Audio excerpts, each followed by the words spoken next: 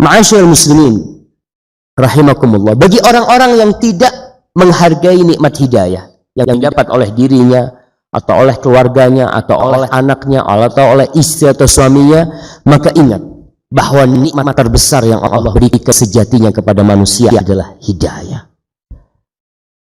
Kalau antum dikasih rumah itu hanya akan menyelamatkan antum di dunia dari panas, dari dingin, dari air, dari hujan.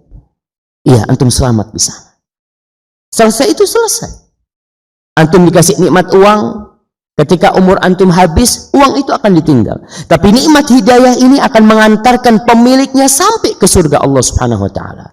Walaupun selama hidupnya dia menderita. Orang yang dapat hidayah selama hidupnya menderita, dikucilkan, diusir, miskin hidupnya.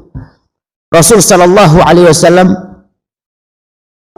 menceritakan nanti pada hari kiamat, beliau ingin memberikan perbandingan kepada para sahabatnya, kepada umatnya kita, tentang nikmat dunia dan nikmat akhirat. Nikmat akhirat ini hidayah. Kata Rasul SAW, yu'ta bi an'ami ahlil ardi min ahlil nar. Pada hari kiamat akan didatangkan orang yang paling senang hidupnya di muka bumi ini, tapi dia penghuni neraka. Fayughmasu finnari ghamsah. Kemudian dia dicelup. Satu celupan aja, dimasukkan kemudian dikeluarkan. Dimasukkan ke neraka lalu dikeluarkan. Dan orang ini ditanya, hal ra'aita khairan qat? Orang paling senang hidupnya di dunia. Gak pernah susah. Ditanya, engkau pernah melihat kesenangan gak dalam kehidupanmu? La, ma ra'aitu khairan qat. Gak pernah aku merasakan kebahagiaan. Tidak pernah aku melihat kesenangan. Padahal dia orang yang paling senang hidupnya di dunia. Dan di dunia kita bisa melihat, kalau ada orang yang hidupnya senang, kemudian dapat penyakit, dia lupa dengan 70 tahun pernah hidup senang. Bagaimana kalau dicelup ke dalam api neraka? Dan perbandingan yang lainnya, didatangkan penghuni surga yang paling susah hidupnya. Mungkin sehari makan, sehari tidak makan. Mungkin dia cacat. Mungkin dia gak punya kaki. Mungkin dia tidak bisa berbicara. Orang yang paling menderita hidupnya di dunia. Lalu dicelup ke dalam surga. Satu celupan.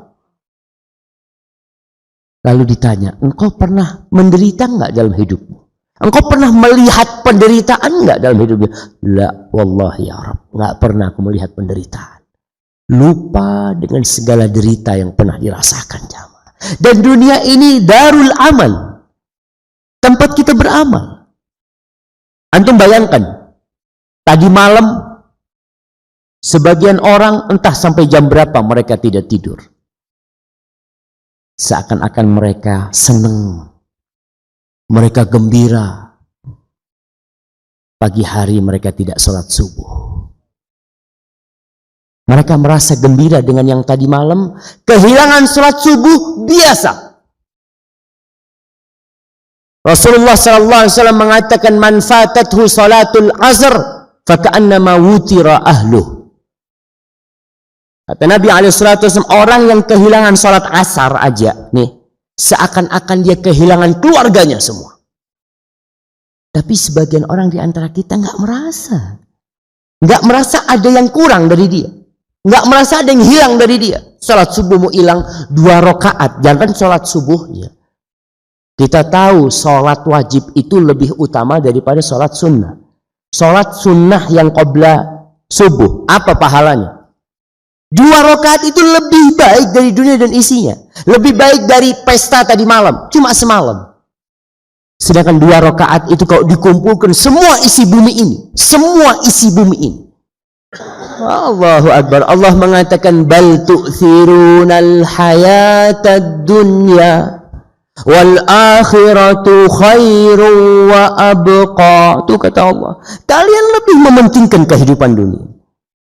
Kita nggak tahu besok bisa sholat, nggak tahu kita. Mungkin kita dapat semua isi pasar baru, malam mati. Dapat apa antum? Nggak dapat apa-apa. Tapi 2 rakaat itu sampai di kuburan antum dapat.